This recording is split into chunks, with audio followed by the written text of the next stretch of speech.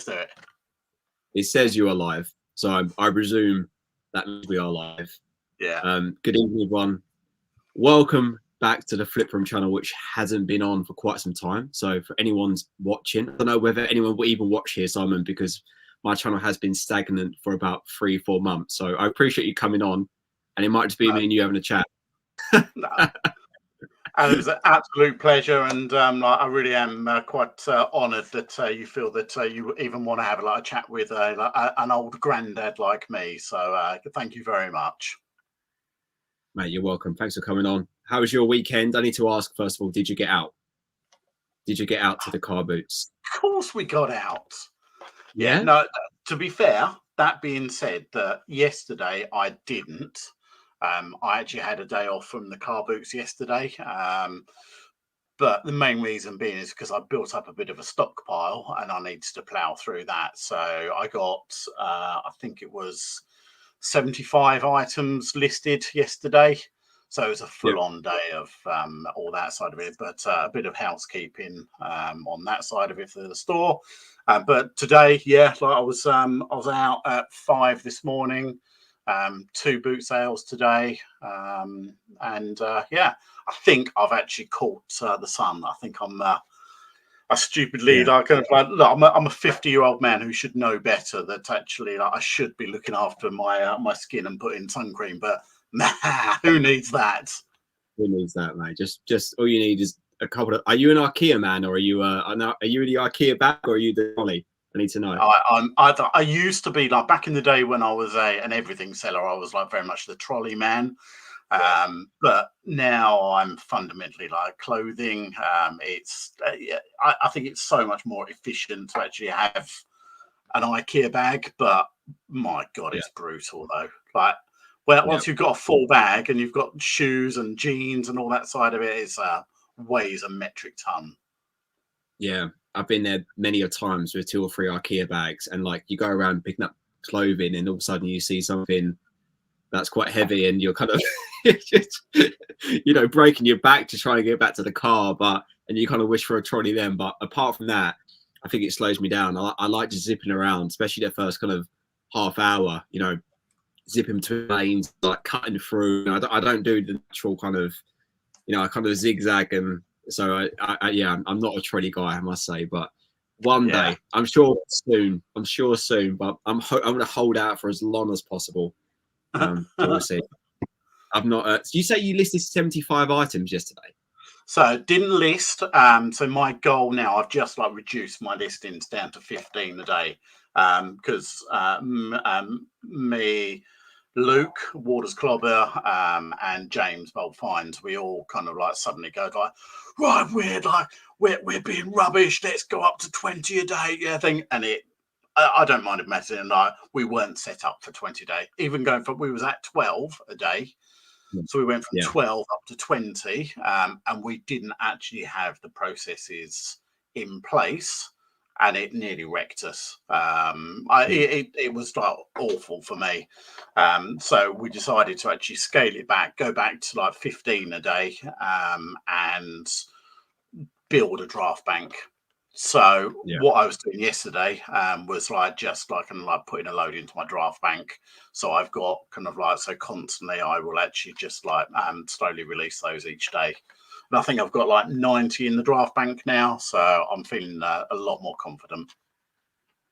Fair enough. Full reference for anyone watching. I think we've got a few people watching now, which is cool. Thank you. And this will be posted after the fact as well, so people can kind of listen to it in the future. There is a brief topic for today's call, but there will be kind of a general chit chat before and afterwards as well. So we'll get into that topic a little bit later on. We probably won't take more than 5-10 minutes in regards to whether reselling is morally wrong. So we'll come on to that in a moment. But I think that's going to be an interesting one. And the reason I spoke to you, Simon, was because I saw a comment on one of your videos, and one of your responses to that comment, and I thought, you know what, that is absolutely perfect. And that's why I wanted to speak to you. But before we get into all of that, when you say my draft bank, are you doing a schedule, or is it something different? Slightly different. Like, so, yeah, a schedule is you're saying to eBay when to release those like items, when they're going to physically go live. I personally don't do that. I actually do like I have a draft bank, so they're just basically sitting there in the draft bank building up. But I will release those each day, the oldest ones first. So you always want to do the oldest ones before the newer ones. So each day, like first thing in the morning, my routine is actually I will like kind of like click on 15 items, and that I will then set them to go live. Anything I'm then kind of like drafting, I'm actually like doing photographs and listings. They will then like be saved into the draft bank as opposed to going live. But I've heard stories, and see, I've never done an actual draft. I used to schedule, right? Last year when I was on eBay, I used to schedule 2 or 3 days in advance, right? To have that consistency, just in case something come out of nowhere and I couldn't list for whatever reason. I had a bit of a buffer, right? And I can kind of just edit my schedule.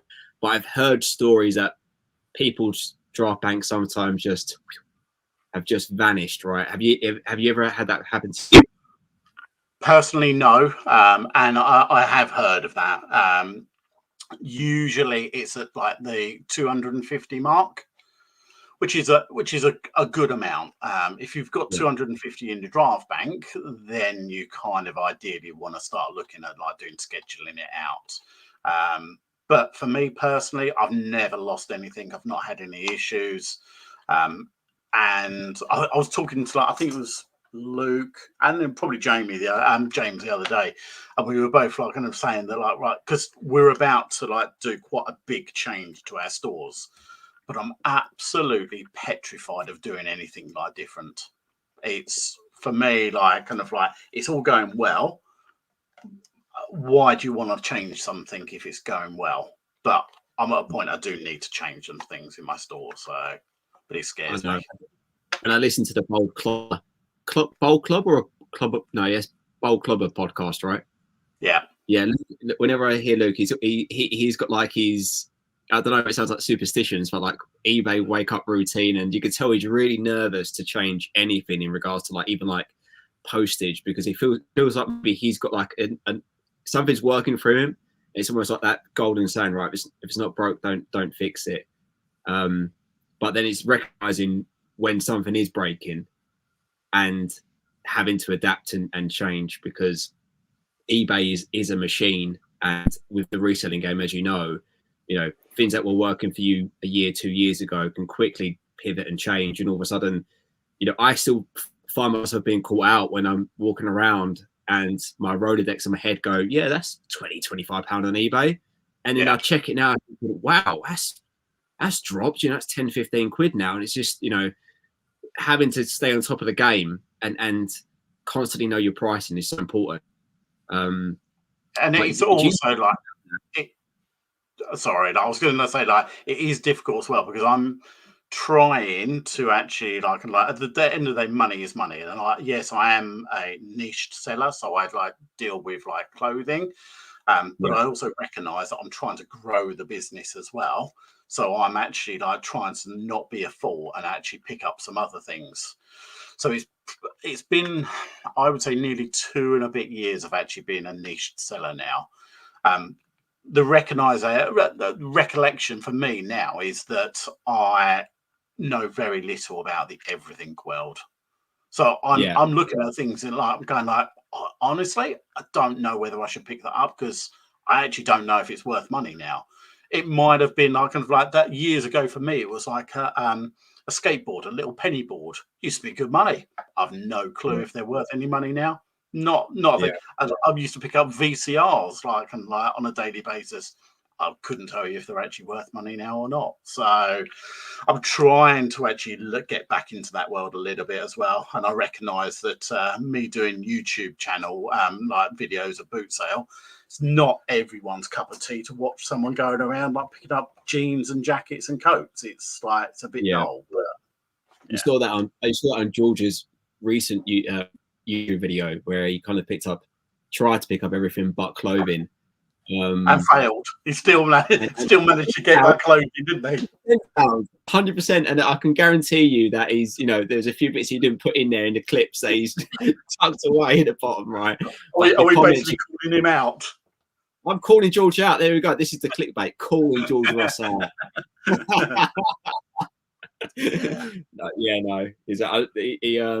But yeah, like I say, like it can be a bit boring, right? To just walk around and I say boring, for me it's not boring, but like from a viewer standpoint, seeing someone walk around and pick up clothing day in, day out, how exciting can that be? But I find it exciting. But the one bit about that for me, I kind of like one of the resellers that I kind of really got into, which was Chatty Pete. And even to this day, like he's 90% like clothing, and I still find like kind of like his stuff really interesting. But maybe that's because I'm a clothing seller. But even when I was an everything seller, I used to like his stuff. That was good. What is it you take puns on still? I'll tell you what, to give you a bit of time to think about that in regards to like something that I pick up and just take a pun all the time is like a PlayStation game. I go, that looks a bit weird. I've not seen that type before. And it's like 50p. And I go, I'll have a bit of a gamble. I say, sorry, 50p, but like I'll have a little, I always pick up a few games here and there. And a few times I have hit the jackpot, but most of the time it's just been, it is worth like 50p. There's I just can't resist. Anything that you take a little gamble on over the car boots outside of clothing. It's pretty rare. But that being said, that I think I've kind of trained myself a little bit more to kind of like know things like maybe like food mixers, or I might actually go like, well, I think they're actually still worth a good amount of money. But I do find that's one thing I do find difficult.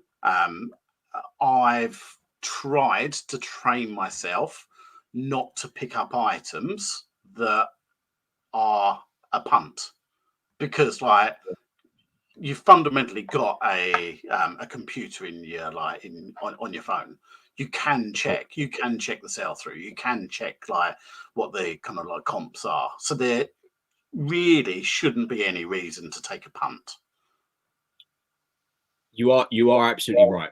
You are right. I think when you go around car boots though, when you're in it, I agree. Yeah, absolutely. When you're like kind of like trying to rush.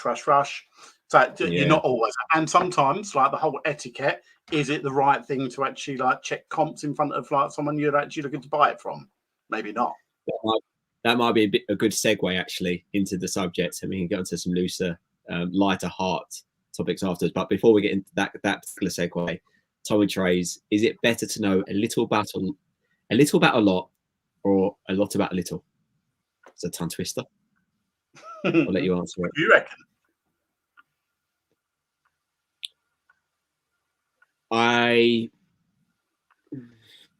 That's really difficult. I was leaning aside a lot about a little, because that kind of goes into. I would 100% exactly agree with that.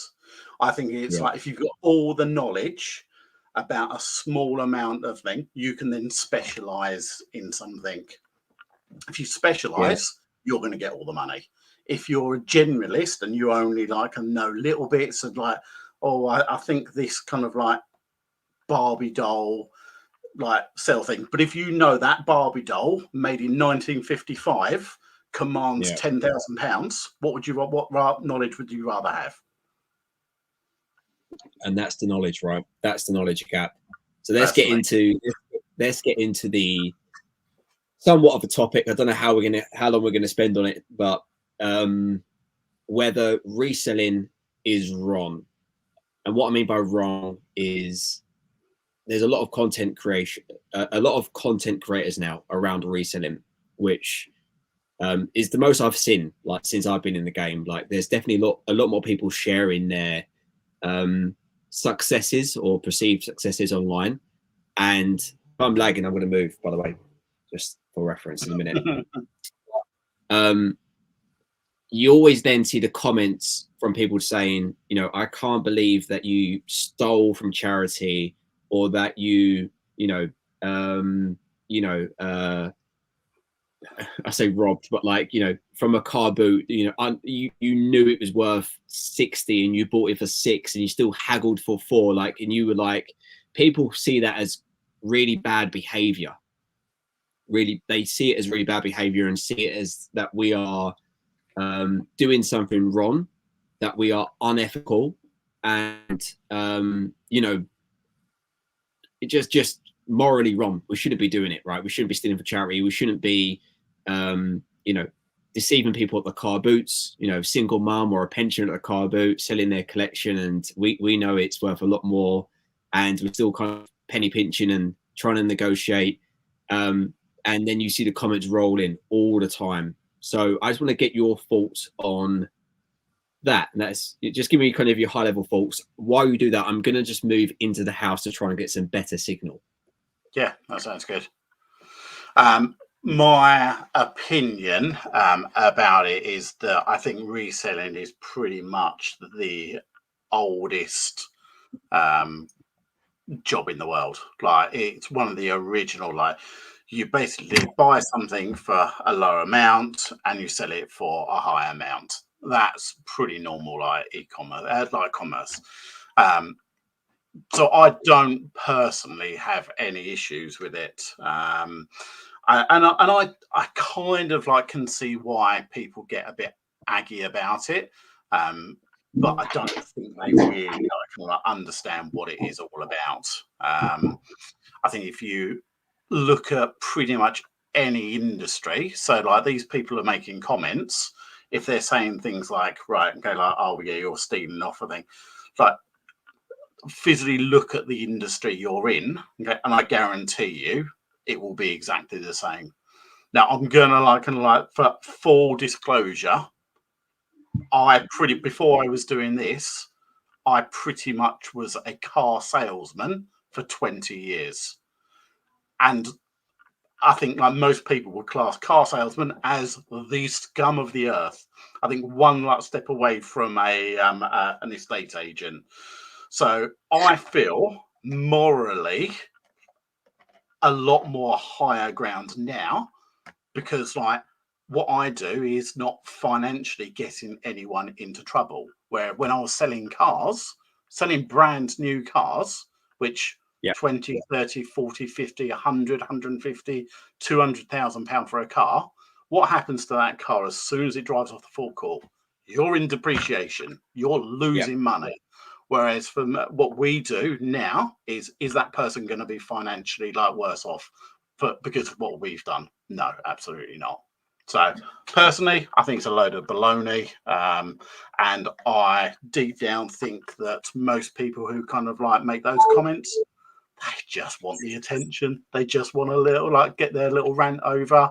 I think deep down, if you like spoke to them face to face, I don't think they really believe it. Yeah. And like I say, it all comes back to knowledge, I think, in this game, right? And what you're paying for or what you're earning your money from is the knowledge that you built up over the years. So in any form of life, knowledge is what earns you money. And, I am all for DIY.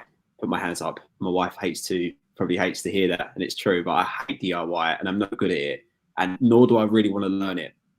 So it could be an easy job, like, for example, get the tap fixed. Like, a lot of people may do that themselves, but I have no desire to learn or do it myself. And I'm happy to pay someone that has the knowledge. And for them, it may be a 10-minute job and they're going to come out and charge me a call out rate of an hour. Now, that's seen as morally wrong. I mean, I'm happy to do it because it just saves me time, energy, focus. I just don't want to do it. So that's kind of how I compare it in regards to, like, you earn money in any job, in any industry, just by having knowledge or infrastructure than the other person, or a desire or want to do something with it. So, the charity shop piece is interesting because I'm happy to have a debate with anyone around charity shops that have spent as much as me or nowhere near as much as you. You spent thousands. You probably spent way more than maybe thousands in charity shops over the years. So we are supporting them way more than what some people in the comments are saying back to us, right, in regards to a company you've taken from this charity shop and you should give the profit back to the charity, blah, blah, blah. The charity are getting their stock for free from donations. Their model is to try and move that stock as quickly as possible and have stuff on the shelf to replenish and sell on again and again and again. They need to get their pricing model right. And in my opinion, at the minute, their pricing model is actually probably a bit broken. I went round 8 charity shops on Tuesday and I found 3 fins out of 8 charity shops, right? 3 fins that are maybe underpriced, maybe. And even then, I'm taking a gamble, I'm taking a risk, and then I'm going to take on the risk and advertise it, photograph it, list it, answer questions on it, package, post it, hope it gets to the sender okay, everything, pay postage. So there's so much work involved at times. It isn't as black and white as what people see. And yeah, it's just, I don't know, charity shops I can get to a whole new rant about, but like I say, it comes back to the oldest form of trading, right? In kind of Roman times where you probably just trade like 8 apples for like 2 coats or something ridiculous, right? It's just trading, just negotiating, just trading. And of course, someone's always going to get sometimes a better end of the stick than the other person. So, absolutely. Yeah. Can we bring up, I'm going to try and find your comment or the comment that I saw on your YouTube. So I'm going to quickly just go to my other page here. But do you remember what the comment was that I was referring to earlier in the stream? Kind of like I replied to it, but then I basically just call me Dora. Like I'll just forget. It's gone out of my brain, so I can't actually remember. But you brought up a good thing, like a good point about kind of like a lot of these people don't realise actually the costs involved of. Yes, we may well buy something for £2, £3, £4, £5, and we might sell it for 30. But the kind of you've got all those hidden costs. You've got fees. You've got the postage packing. You've got the and then you get to the realms of like you're scaling your business. For example, for me, I'm over the VAT threshold, so I have to pay VAT on everything now. Because if you're buying it from a charity shop or a boot sale, you can't claim that VAT back, so that's lost. So instantly, that's coming straight off your bottom line. So, like, all that side of it is has to be taken into consideration as well. So I'm attempting to share my screen here. Is this working? Nice, yeah, well done. This technology, eh? First of all, you see us over right here. Look, we are live with 9 people watching for thank you. So this was coming back to a video that you made 4 days ago. She sold this 120 chess set for just £2, and it was this comment here from DJ ME123. Always feel a bit sorry for people selling things for a couple of quid when in reality they're worth 50 to 60 times that. Seems incredibly harsh. And it had a few likes as well. To which you replied, same as the whole world. I used to work at a kitchen company. I used to sell the kitchens which cost 2k and the customer paid 20k. I suppose that's capitalism. Stop sharing. Yeah. In any form of life, right? You can walk into Tesco's today and, how much, they're selling blueberries for 2 quid and how much have they paid how much they pay? How much they pay for the farmer, right? Should they go and give the profit back to the farmer? Should they go and give more money to the farmer? Like it's very easy to say, yes, the farmer should be getting paid well and they should be, but everyone needs to make money in business. It's the reality of the world, right? So, and I would rather and what's convenient for me is buying it from Tesco and not going to buy it from the farm 200 miles away. So everyone's doing their bit, right? The thing that you found in a charity shop is no longer going to go into landfill. It's going to be sent. It might be sent to someone in Europe or in the global shipping program halfway across the world, who would never gone into that charity shop and found it anyway. So that's the kind of the way I see it. But it is interesting, and I can understand, especially when there's a lot more shorts and reels, isn't there, Simon, rather than like the long form content. So having a 30-second clip of us walking around car boots, finding something and then selling, it almost looks like it's really quite quick and instant, when in reality it's not how it works. You see the 30-second highlights and not all the all the work that goes into it in the background, right? I'm going to give you a little spoiler alert as well. You know that that video that kind of like I basically like ripped this person off. What I didn't kind of like, well, I haven't told people, and like I've only because I've just got around to actually doing it because it's an everything item. What do I know about everything items? I've got to test it. I've got to do all that side of it. So this £120 kind of like chess set, yeah, brilliant. Okay, I found out that it's actually missing one piece. So fundamentally, it's worth bugger all now. So that's like to me, like going like, oh yeah. So like at the time, I was going, yeah, buzzing. I'm going to make all this money. Now I'm going like, brilliant. What am I going to do? Am I going to have to like try and find this other like piece on a rare like chess piece?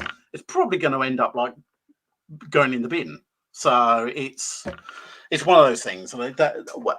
What you see on kind of videos is not always what the actual reality is.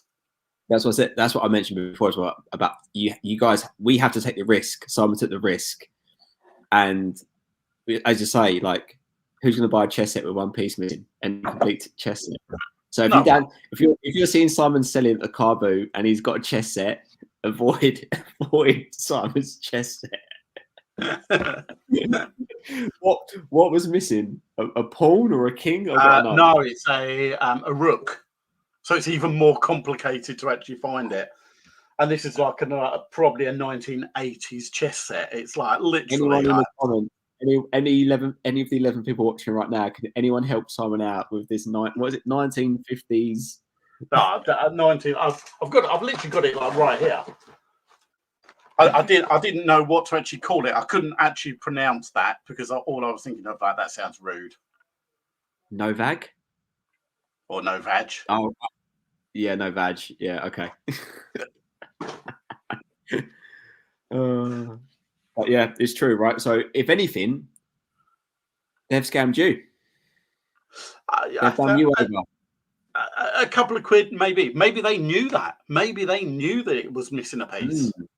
It's incredibly harsh. I'm using their words now. It is incredibly harsh on Simon in the end. So, yeah. My heart is definitely not bleeding. Like, it is one of those things. Like you win some, you lose some. Like, you have to be resilient enough to actually kind of pick yourself up, and it's not always going to go like. What I've definitely learned is that you just need to keep trucking. You just need to like keep going because you have good days and you have bad days, without a doubt. And I'm sure resellers watching this would agree with us, but I would like to put it out there for any of the non-resellers out there. We obviously have a biased opinion. This is our job. This is our passion. This is what we like to do. I'm not trying to convince anyone what we do is morally right, morally wrong. I'm just trying to give our side and give some color to some of the comments that we sometimes see. So I'm not here.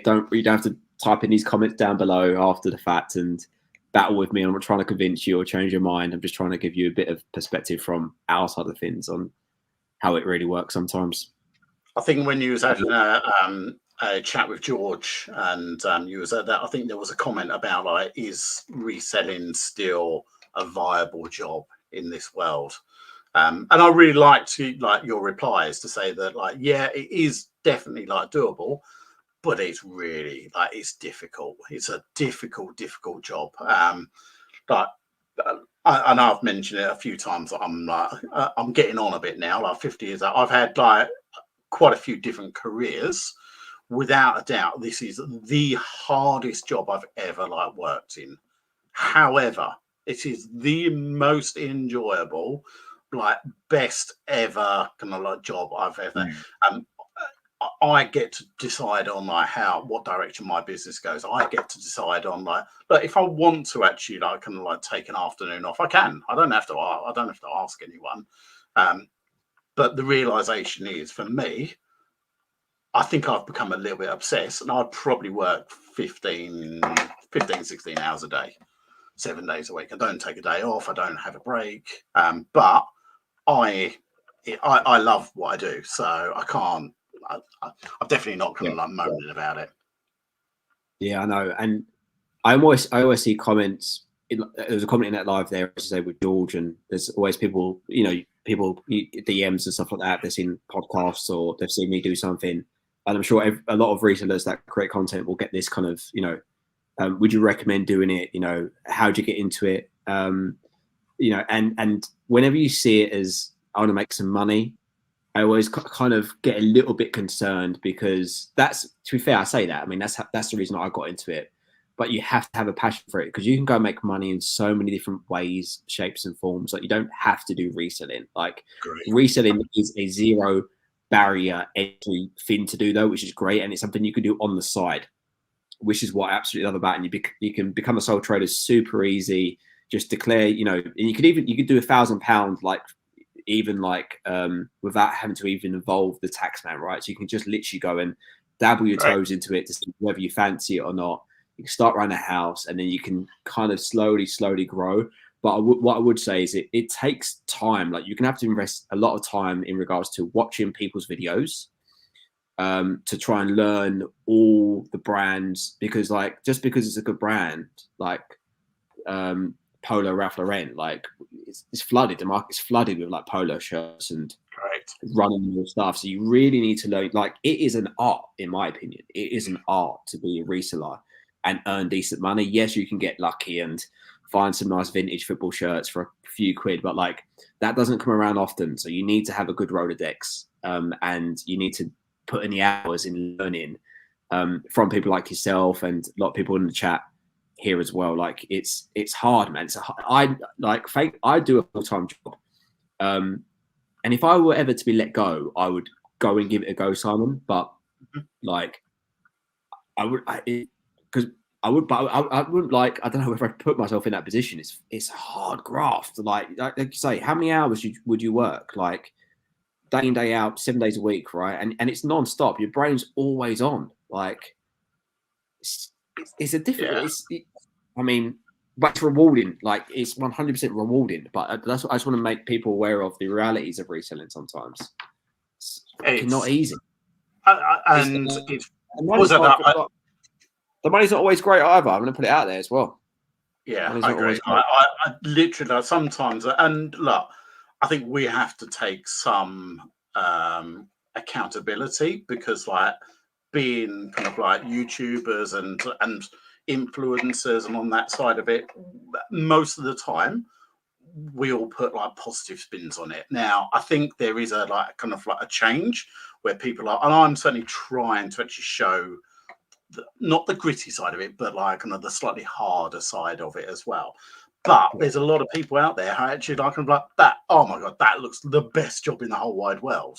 But I think we need to potentially just engage and actually let people know that it is tough. I will my working day starts at 6 o'clock in the morning, and I usually sit down with the wife at 9, 10 o'clock at night. And I'm constantly going. I might actually have a break for a bit of lunch or something like that, but I'm constantly working the whole time, which I think is. You love it. But you love it as well, Simon. I do love it, but I think I'm in a slightly minority. There's a majority of that I see YouTubers. They want to do this to have a work-life balance that's a nicer work-life balance, whereas I am doing it to create. Look, the main reason I'm doing it and I'm working so hard is because I'm trying to get to the point where I've made some okay decisions over my life. I've made some not so good decisions over my life. At the moment, if I didn't do anything, I probably won't be able to retire. And that sounds really morbid and nothing. But what I'm trying to do is actually working my arse off for the next 10 years to put me in a financial position to actually go, right, do you know what? At 60, I can retire if I want to. Do I think I will? Probably not. I'll probably keep doing something. But I want to redirect money, put it into a more passive income, property, things like that. So I'm grafting. Like, I don't mind. I'm like really like absolutely like grafting my ass to actually create a better life. So when I'm getting 60, it's not that old. If I want to retire at 60, why not? Yeah. And when you say retire, I've got to know, are you going to put your feet up Nah, completely, or are you just are you like, when you say you retire, I think I'll be 70 down the car boots, still trying to flog a few bits here and there, you know? I think really what I would love to do is actually be in a financial position to like do more traveling. I love travel. I love visiting. I think if I have the ability to actually say, do you know what, I'm going to go 4 or 5 holidays a year, go like long haul, go like thing, that would be like equivalent to like me like being retired. So that being in a financial position to be able to do that. But the only way you're going to be able to like afford to have that kind of life, you have to work bloody hard for it. When you was in the car trade for 20 years, did you have a pension? Yep.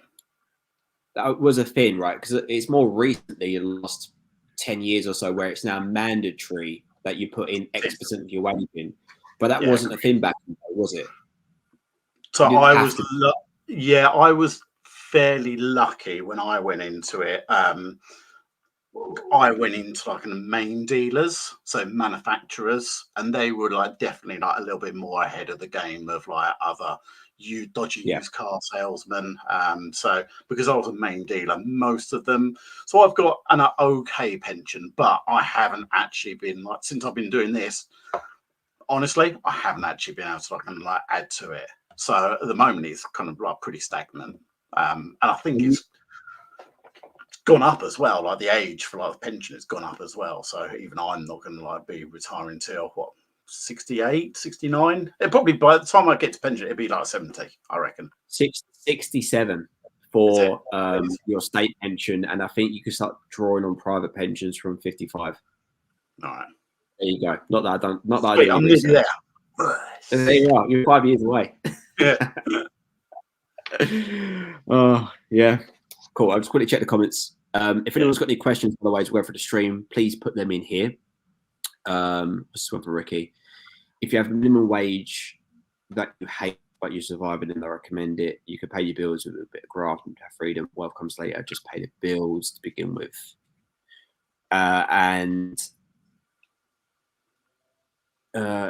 If you have a minimum wage that you would hate but you're surviving, then I mean, for me, it's what you enjoy. If you enjoy reselling, if you enjoy, like I enjoy getting up to the car boots, right? Like it feels like Christmas, and it just feels so strange. Like my friends wouldn't understand that. My friends think I'm absolutely bonkers to think that I would enjoy or get excited about waking up at 6 o'clock in the morning to go walk around a cold, sometimes wet car, right? But I do enjoy it. Same with just walking into the charity shop, just the thrill of the hunt and the unknown. But I enjoy it, and I'm guessing you get some enjoyment from it as well. Hence why we do this gig. But in my opinion, it is perfect to complement another job. So if you have a job and you want to earn a bit more extra income, then I think reselling is absolutely perfect. Like bang on the money. Like if you just want to top up or get in the holiday or like get a little, like you want to do the garden up or you want to get a nice new car and you've got a goal to go and get somewhere, I think that's where reselling really works for the majority. And then for people that love the game so much, they can go full time if they want to, I guess. So on that point, people still need to like be a little bit careful. And I don't know, like kind of like that. So well, you've got a full-time job, Adam, yeah? Okay. Yep. So what do you do? I'm a sales director for a software company. Okay, so what I found was that because at the time when I was that, I was actually in kitchen designer, so it was basically like I was a kitchen salesman fundamentally. Yep. So commission, it was a reasonable wage, but I was doing the kind of like the eBay and like kind of like the reselling on the side. Now, what you do have to be like careful of, and I kind of like didn't quite realize, was that if you've like basically got two incomes, the tax man does like you very, very much. So I kind of got absolutely stung with like having a good wage, plus like my reselling, and it pushed me over the 40% bracket. So my tax bill was horrendous.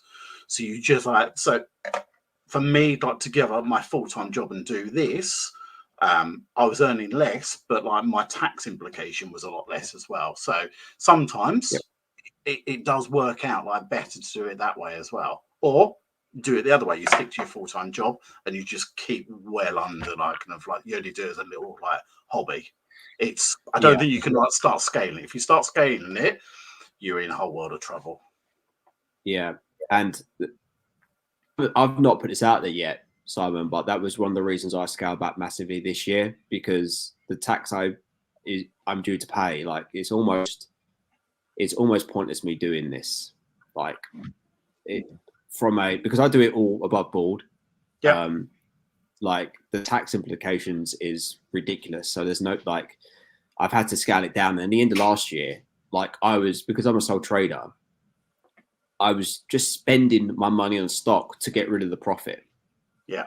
Like, and I was just thinking, this is mental. And that's when I needed to have a think about whether I wanted to go limited or not, to see whether I can make this work more tax efficient. But what I would say, again, for people looking to get into it, and I'm not an expert in, we're not going to speak about tax and accountants like that. You need to get professional. No, but like, one thing I do know, because I've done this research before I went into this, is if you are a sole trader, you don't need to tell your employer. You don't need to tell them, nor will they even have a way of finding out, because you're not on company's house or nothing like that, right? So you don't need to be scared about, oh, I wonder if they find out. I mean, no, you're absolutely fine. You don't need to tell them, nor do they have a way that they can find out. Super easy to go and register for a UTR number and then get a QuickBooks £12 a month. I think you get 6 months free or whatever it may be, and have it auto log into a Monzo business account, and you are away. Like it really is super simple. But just to get going, I know you're now. Are you a limited company? Are you, Simon? Yeah, I've been limited for about a year now. Yeah. How's it? Is it? I'm guessing it's better, right? From a tax perspective, it probably is better, right, to be limited when you start scaling. Yeah, you say that. Yeah. So it is like, and we go back to like the whole kind of like staying under the VAT threshold and all that side of it. I've now kind of pushed myself through. I've had probably 8 months of real pain, because like I'm now back to like where I was pre-VAT levels. So I'm now like just about like kind of like okay, but like I was doing really well before VAT. Then VAT hit, and then I've had to build it. And they said, lots of people say, right, you need to like kind of smash through it as quickly as possible. It's not straightforward to like push through. Like going from like 85 grand up to probably 120 is really where you want to be, like to like kind of make up that difference. And it takes time. Yeah, and I know there's a couple of different like VAT schemes as well, right? Where you can just pay different percentages and stuff like that. But again, we won't get too much into the weeds, but just let people know there are options out there. Speak to on that side of it. Yeah, absolutely. Everything that I've done so far.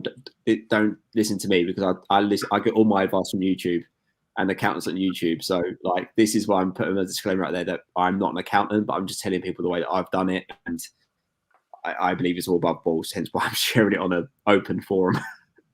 Tommy Trace, when I was working full time trying to do this on the side, I just put a death pile and fell into the sourcing fun addiction and never trained myself for the selling side until full time. That's super interesting. I mean, because the fun is in sourcing, although I think Shell Resells really enjoys the processing side.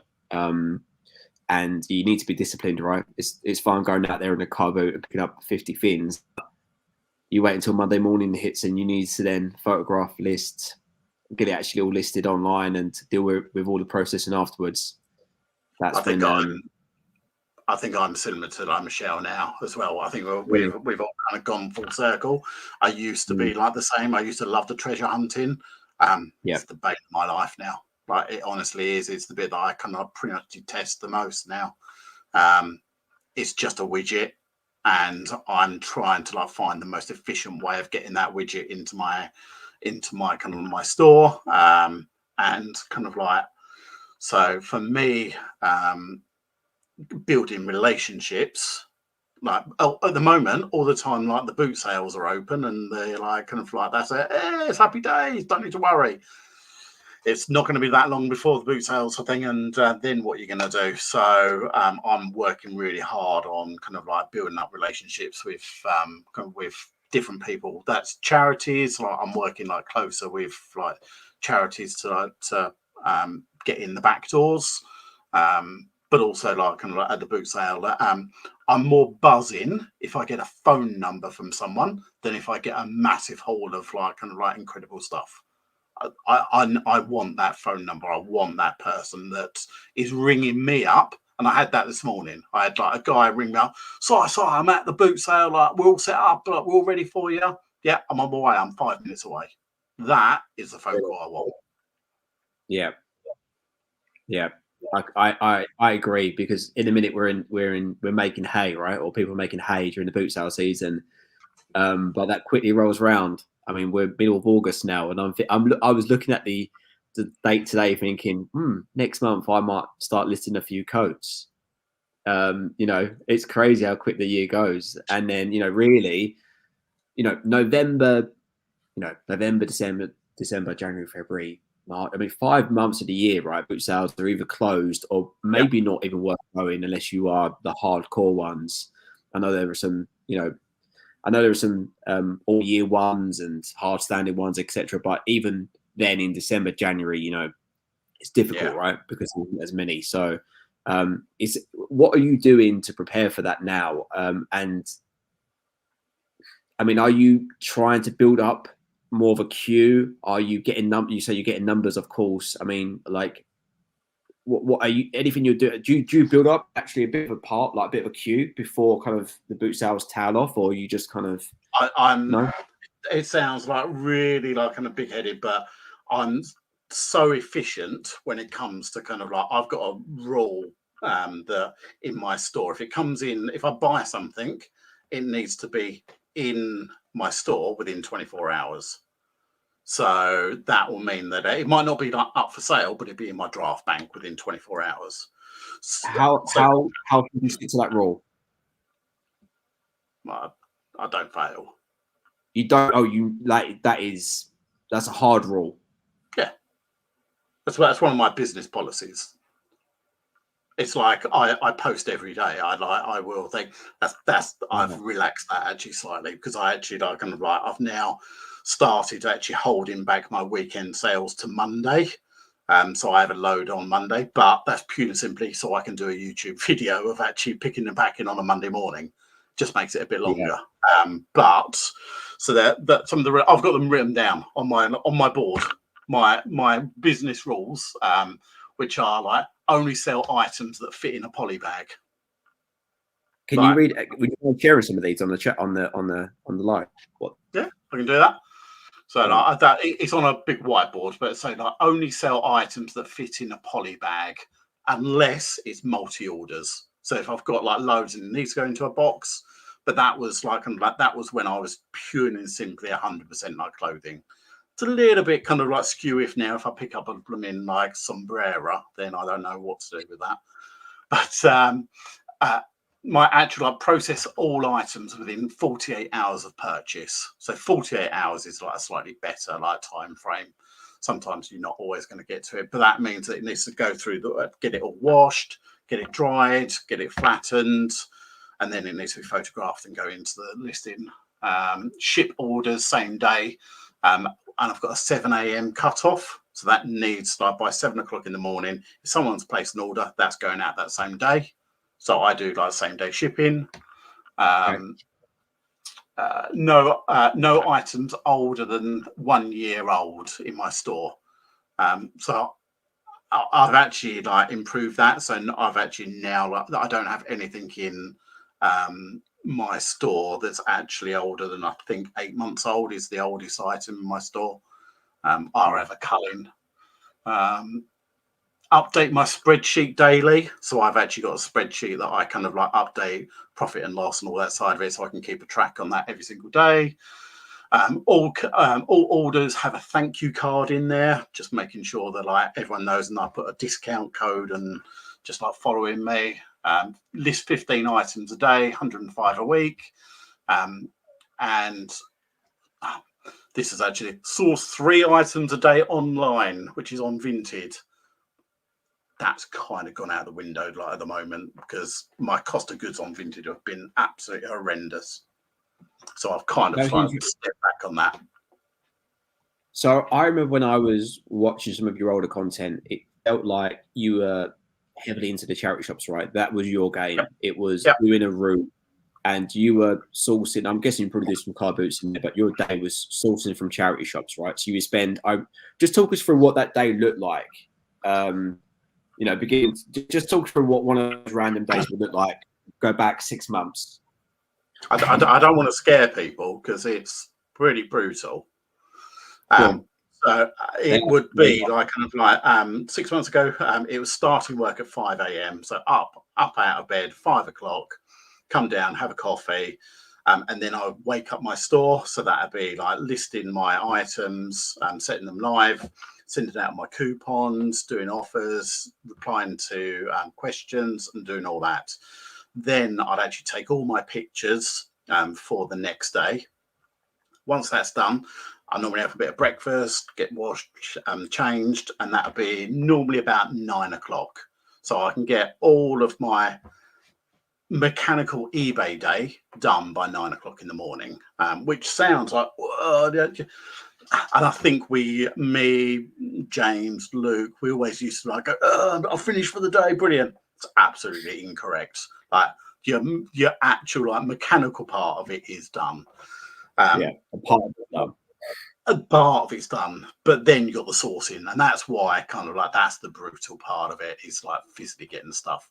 So I would normally physically go out at about 9:30, pick and pack all my orders, drop those off, and then start going to the charity shops.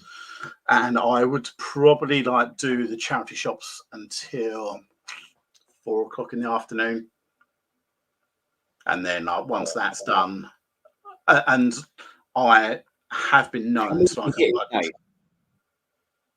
How many would you typically hit in a day between kind of like those hours? I would probably hit 40. And how many days a week were you doing this? 4 to 5. That is, so, I don't think anyone in the UK has done that. I think there's people. Benji, I don't know if you know Benji. He's heavily into the charity shop side of it. But what I have absolutely recognised, is that it's a foolish thing to do. It's not the most efficient way to like use your time. You need to, and that's hence why I'm trying to actually speak to like kind of like Mildred, like who's the manager of the shop, to actually go like, right, this is what I do. I'm really honest about I'm very upfront about. I think if anyone asks me if I'm a reseller, absolutely yes, I am. So I would always like make sure they know exactly what I do. Some don't like it, and that's fine. But some are actually going, do you know how much I'm getting for rag at the moment? Oh, it's absolutely awful. They've knocked it down to like 15p now. And so like, I'm now kind of like trying to like think. So if I can just go to these places and they've got stuff waiting for me, that's better. So I'm trying to actually do that model now. But yeah, I'd actually like kind of like go out for like 40 like kind of charity shops. And when I mean that, I'll be going like far out, 120 mile round trips. Like it's not uncommon. I'll go over like Essex way. I go like down Canterbury. I go like I'll go down to Uckfield, and like that. I'll go like I'll travel like to like go to all these shops. And obviously you then flipped it and started sourcing online from Vinted. Yeah. And I've been there with Vinted. I've done charity shops, but nowhere near to that scale, right? I normally go around my local town and then I'm off again with an hour, right? But you know, obviously that is some insane, you know, mileage and, you know, number of charity shops in a day and a week. So I do applaud you, because that is some grafting. But they probably, you know, maybe isn't the best best use of your time. So then you flipped it and you went to Vinted Pretty much online. 100% Vinted for Okay. probably a good 6 weeks, 8 weeks, I reckon. And one thing I want to ask you here was, from being out and about, speaking to people, I know you're doing some driving, but walking, exercising, being in the sun, to then just being on your phone. How was that, and how was your like mental state being kind of, you know, I know it's pros and cons to each, but just talk me through. No, I Like think I think I actually struggled, like, and that's why I think there was two factors into that why I don't think it kind of like. And there are people out there who do make it work, and who are absolutely killing it. Jamie Sully, like Sully's Vintage, like that boy is just incredible. But it's his knowledge is insane as well. So he has that ability. He's got the. There are people who can absolutely make that model work, but it's incredibly difficult. My honest opinion at the moment, like, and because look, this is our businesses. Like, we're free to actually like try out different options, and that's what I'm still trying to do. I think deep down the best model is like a hybrid model. So that means you have to do everything. It means you have to do like the Vinted, you have to do the charity shops, you've got to like do the boot sales, plus you've got to have like contacts as well. I think that's the only way you can actually grow your business. Which, and I get it. Like I'm kind of like, I'm basically like, yeah, this is great. I'm trying to like kind of like create a massive business, and that's not for everyone. Like, not everyone wants to like physically go out and graft. Like, there's things that I'm still failing on, like without a doubt. I'm failing on like kind of spending quality time with my wife. Like, she's incredibly supportive, and I'm not looking after myself, as in like my health. So they're bits that I'm trying to address. But yeah, it's I think a hybrid model is you need to like be doing everything. I 100% agree with you. From doing the various options, probably nowhere near to the scale that you did, but from doing the various options, I agree. You know, I think if you can have a good source of stock, and then have car boots on top of that, where you're not panicking at a car boot or desperate for stock at a car boot, I think that's when you're in a good place. And having Absolutely. contacts is probably the place to be. There's nothing worse. Like, it's so nice when you're part-time go around car boots, because you're not desperate to have to pick up 10, 20 things, right? Whereas some people maybe are. So if you could just, you know, if there's no pressure when you're at a car boot, that's a nice place to be. And having a good place of source stock constantly, that's I agree. I think it needs to be a hybrid model. For me, I'm also working for me, but I can't rely on that 100% of the time. I need to chip in with the car boots and the charity shops, and I suppose I need to find my own, you know, metrics for each, right? Where it's 50% charity shops, or 50% car boots, or 50% Vinted, and then top up the rest with whatever's best in your world, I guess. So, but yeah, I agree. Vinted is, and I think George mentioned it earlier, it's addictive. The app is addictive, and you don't know when to switch off from it. Like, I remember when I was doing it, I'd call last year, and I'd be spending the evening with my wife, and I'd be on Vinted buying stuff, like, and then I was trying to be bigger, right? But why do I need another 10, 20 quid for? I should be spending time with my wife, right? Family. Yeah. Definitely, and that is something that I still wrestle with as well. So, but it's super important. Like, kind of like, why am I putting all this effort into it? What deep down, what is the reason? I'm trying to create a better like quality of life. But what kind of like quality of life if like my wife thinks I'm an actual dickhead, and she doesn't really want to spend any time with me? So like, it's one of those things that is more important. And I was talking to So literally Luke the other day about like, there's me like thinking to myself, right, okay, like the one thing I'm really neglecting is my health. So I'm just grabbing something on the go to eat, or not exercising, not going to the gym and all that side of it. Like I'm like early 50s now. Like I could quite easily just like fall over and have a heart attack like next week. Like, what's it all for then? Yeah. Dave, the worst part is maintaining my income outgoing Excel. I use pen and paper at the minute. Fair play, whatever works best for you. Yeah. No, that's the beauty of this. Everyone has their own model, their own business, and you can try things. If you hear something from one of us or one of the other people, and you think that seems good, I'll give that a go. But you don't have to outright copy people just because their way works for them, might not work for you. Will Simon try eBay live selling and thoughts on whatnot? Future of live selling.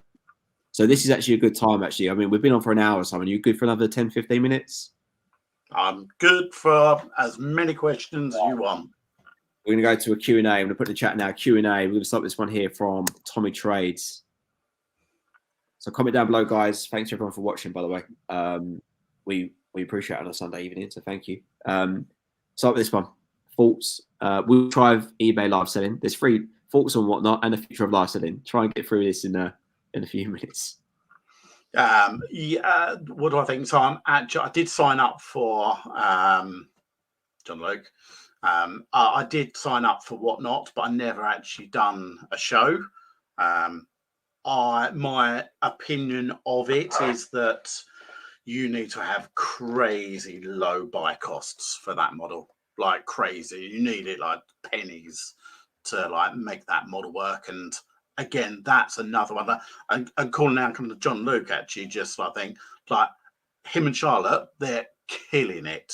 They are like doing like kind of like they seem to be like really like they've got that kind of business model. Like I like the way it's. Do you see his charity auction as well on Friday?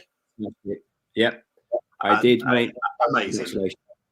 Yep, was it over 5,000? Let me just bring up John Luke's comment. He just waved, but yeah, massive shout out to both yourself, Charlotte, and the team. Yeah, incredible. I tuned in multiple times, so yeah, incredible work, and the whole community, right? That did donate something.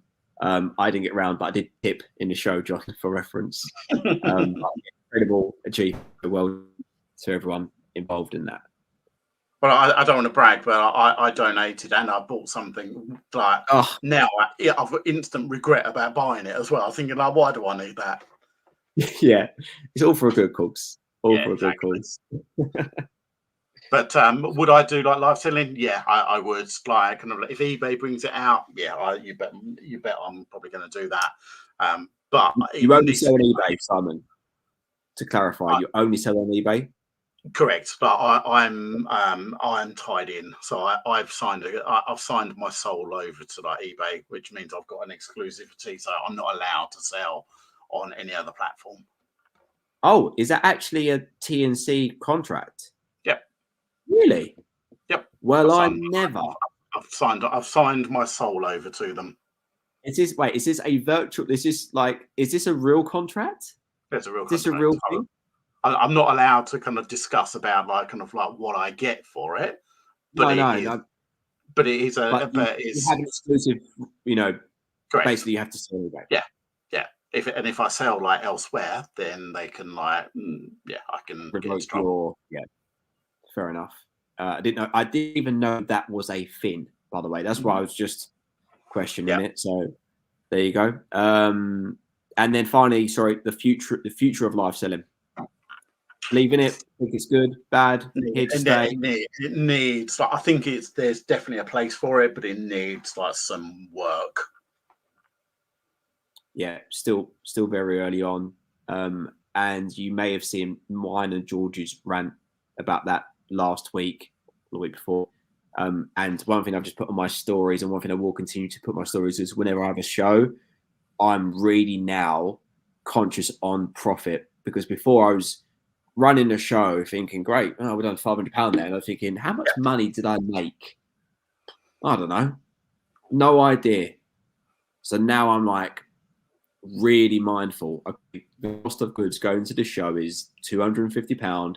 I'm doing X amount of giveaways. This is what I, this is my buy-in, right? This is my risk, and this is my tactic to get what I believe is going to be a good show and whatever it may be. But like, you need to be careful, because you could go on a live show and lose money very easily, right? So you need to have a model, and some thought behind it, and yeah, just be mindful of your numbers when you're on live. I think you're spot on. Like, I think unfortunately, the majority of resellers don't actually have a real good grasp of numbers, and I think it is probably one of the most important parts of it. It's not a difficult equation to work out, but it's like, well, I kind of like, I bought it for about £4, or like I've sold it for about, I think you need to think. So I know currently my numbers, like my cost of goods are £3.44. Average cost of goods. That's what I pay for like my items. You need to like know those, and if you don't know it, that's where you're going to get into trouble. Yeah, I agree. It's never worth killing yourself over a job business. eBay won't miss you, but your family will. Yep. True. Agreed. The work-life balance is the hardest bit. Yeah, I agree. I mean, yeah, it is. You can't. This isn't a 9-to-5 job. I don't know. Maybe I would love to try and speak to someone that has made it a 9-to-5 job, and treats it like that. I would really love to get their thoughts on it. I would love to find that person who's got that 9-to-5, who is also like doing some.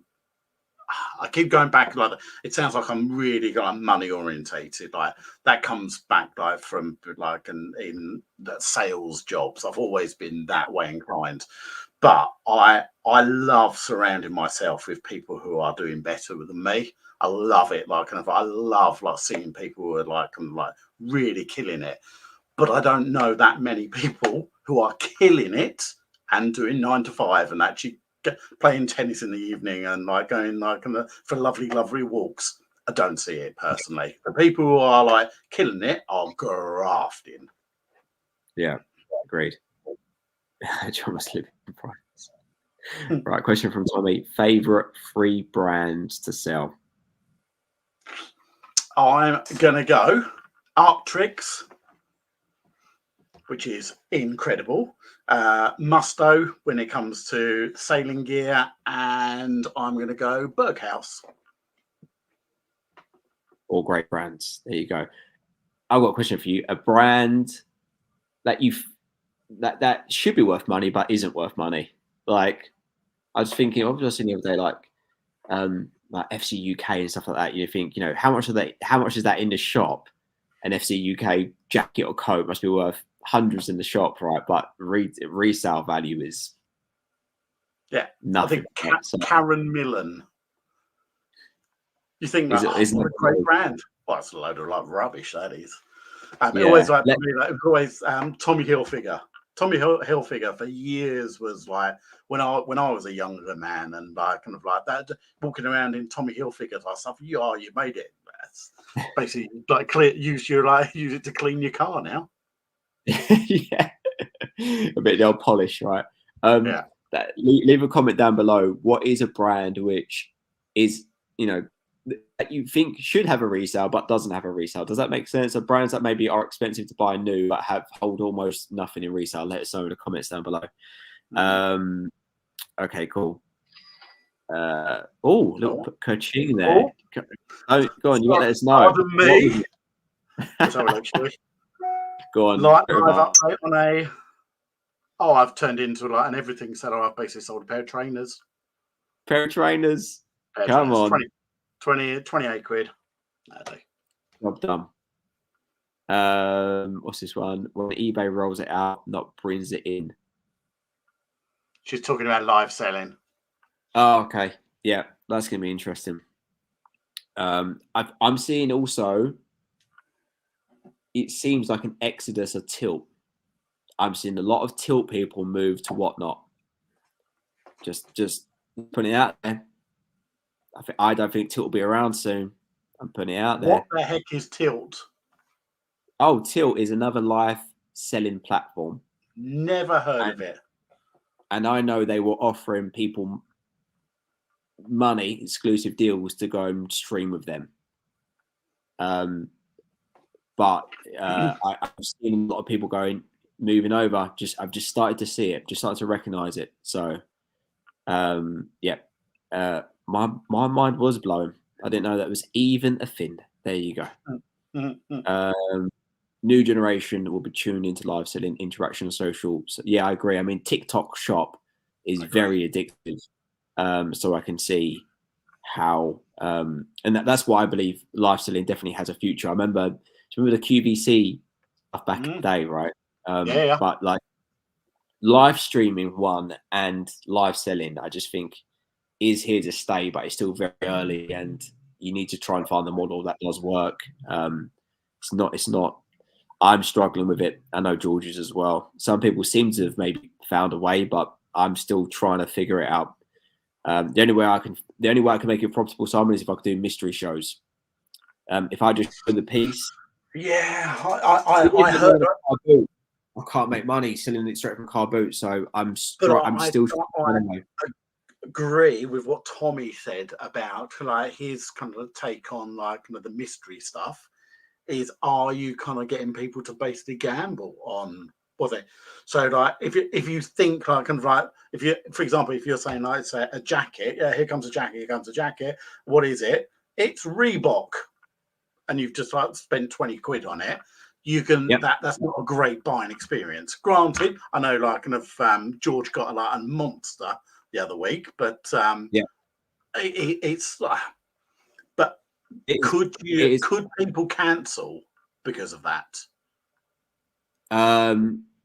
No. So the way I do it, just for reference, is you're absolutely right. It's a form, I believe, of gambling. You are absolutely right. But some people like gambling, right? So put it out. Some people do enjoy the mystery, like a bit like a like a mystery. So you go on sites now buy like a mystery football shirt, right? And you pay £30 and they'll send you a mystery, like the unknown, right? You are going to get something for your money. It is probably going to be grade A and it is going to be branded. What I try to do is set expectations that it could be Reebok or it could be Burberry, be Umbro, it could be Patagonia, and anything in between, right? And what I say is there's no cancellations either side. So one, you can't cancel if you put out something that's mediocre, but two, I'm not going to cancel back on you, pull out a Burberry trench coat for 20 quid. So it works. The trust works both ways, and I've never cancelled it. That being said, though, if you ship it out and the customer goes, "This is rubbish," can they not just return it? Do you know what? I don't know how one-off returns work. Distance selling regulations means you have to actually take it back. I think they have to. I think whatnot just refund them. Do they really? I've never had a return. I've sold John Luke, Retro Reselling. A few people in the chat, Shell. There's loads of guys that sell in here. Let us know. I don't know. John Luke's gonna start playing tennis. Paddle's the new. If anyone wants to play paddle, let me know. I'm down for some paddle. Pickleball. Aqua Scooter, yes, fantastic brand. Great brand. Karen Millen is all about. Oh, there you go. She's already kind of called me out. Apparently, it does sell, so I have been proven wrong. You're going to be on text call tomorrow. The riches is in the niches. Right, trouble. Calvin Klein, another one that doesn't, Diesel. Yeah, absolutely. There's absolutely. Oh, look, here we go. Look. No. Diesel. I can make a good amount of money on diesel. If I could only sell diesel, I'd do that. There you go. Super dry. What about that super dry? If you can pick up the rookie jackets, or if you can pick up the leather super dry jackets, I'm buying them all day long. So there's Michelle was absolutely like it's you in every brand. there are things that will sell and sell really well. There's stuff like at Primark you can actually buy and resell for good money, but you need to know what ones they are. So John Luke is sitting on the fence here and saying Tilt is trash. What is Tilt? Tilt is Whatnot, but exclusively for clothing. In my opinion, it felt like the Depop of live selling. That's probably the only way I could describe it. It felt quite like street. I don't know. It felt like I can't really describe it, but it felt like a different style of clothing and seller. Imagine what's this? Imagine one of the football shirt, and it's just could you imagine? I'd be fuming. I was coming back to that was the mystery. It's the same. We could do like mystery away day, Simon. Like you can just pay £200 and they send you to like Plymouth, right? So that people do like the mystery and the unknown.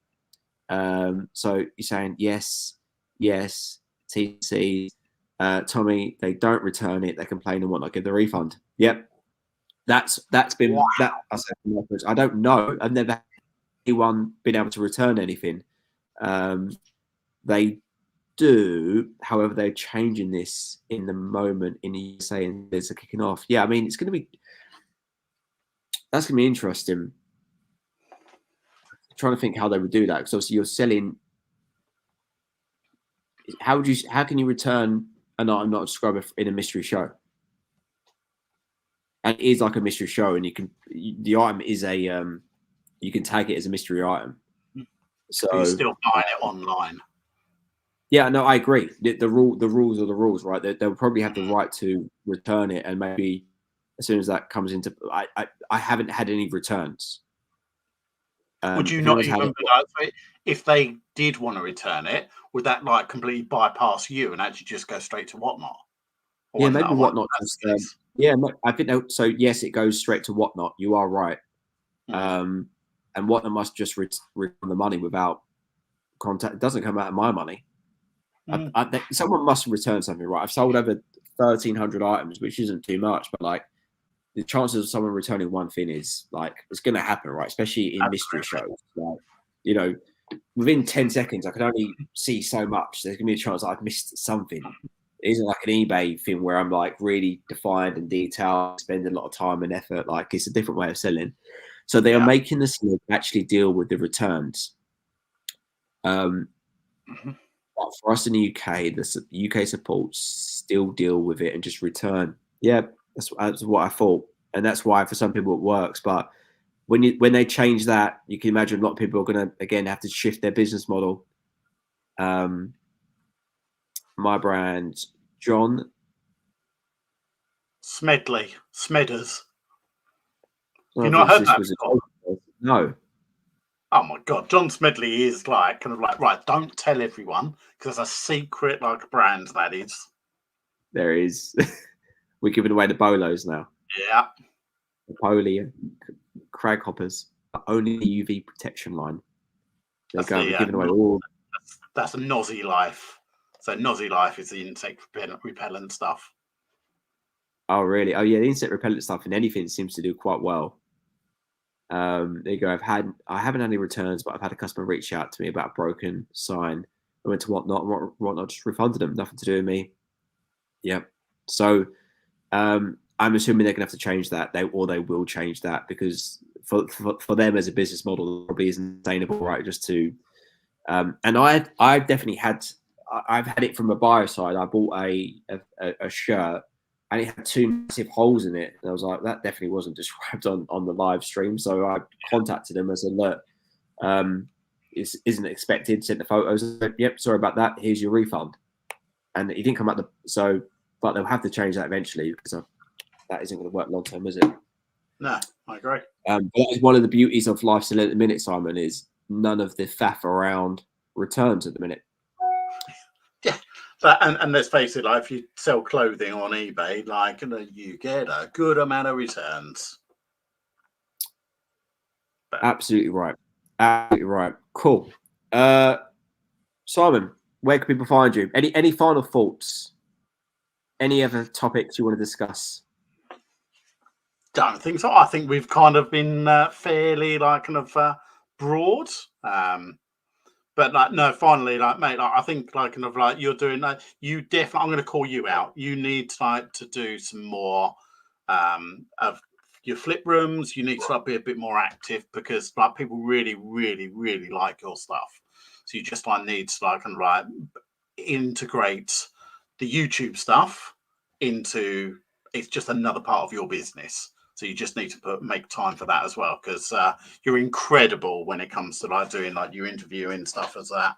So it doesn't have to be like face to face, but like kind of like even on Zoom and stuff like that. So like, but yeah, honestly, like you're doing like a really, really great job, and like holding down a full-time job is difficult, and having a young family and all that side of it is tough as well. Thanks. I'll pay you later. Yeah, but no, yeah, I want to do this.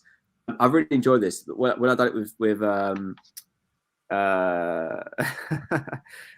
I've one thing I miss is the flipping pod, right? But it's always been quite difficult to get people in the right place and also get the filmmaker, etc. So I'm gonna probably do this once every week, just to put it out there, and we'll get some guests on and have a chat because I really enjoy just speaking to people.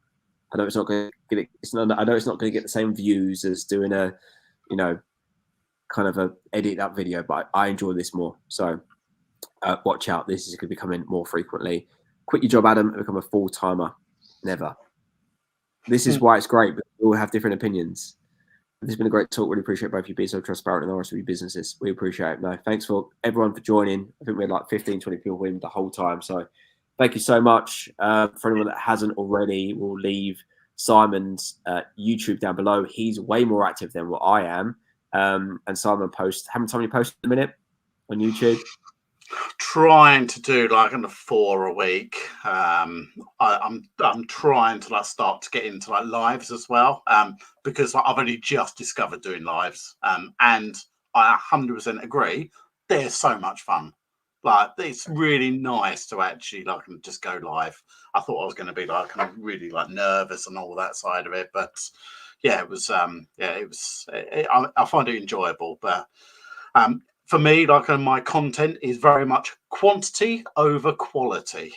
I'm just getting it out there. Like I don't actually have time to like refine my videos to like the nth degree. So mine are like mine's there's lots of that in there, but I don't have that. I can't be bothered to actually edit all that stuff out. So just get it out there, and like it's a bit more raw what I do. Yeah, I like that. I take a lot of value from it, as with most people in the chat that have YouTube channels as well. If you're watching the show on back and you see all the comments, that most of these guys have YouTube channels. Go watch them, go follow them, and there will be more shows coming up. So thank you so much for everyone for joining us on this Sunday evening show with the one and only, the Gentleman Marketeer, Simon. Thank you so much, mate. I appreciate you coming down. See you guys soon. Adios. See you, mate. Thank you.